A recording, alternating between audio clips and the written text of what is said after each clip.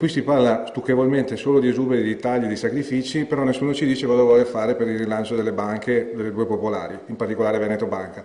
Noi delle idee le abbiamo già fatte le proposte alla politica, alle istituzioni, agli imprenditori, al territorio, che è quella di gestire, almeno una prima proposta, gestire il credito deteriorato con una società veicolo che sia partecipata da tutto il territorio e che possa generare valore per il territorio.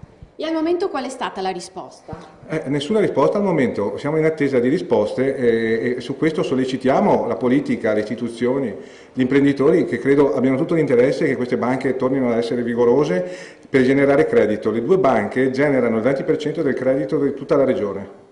Quindi politica e categorie anche un po' latitanti. Assolutamente sì, e infatti ci domandiamo, gli imprenditori e la politica sono stati interpellati, ci domandiamo perché non diano risposte, visto che il credito deteriorato è uno dei problemi delle banche ma potrebbe diventare un'opportunità.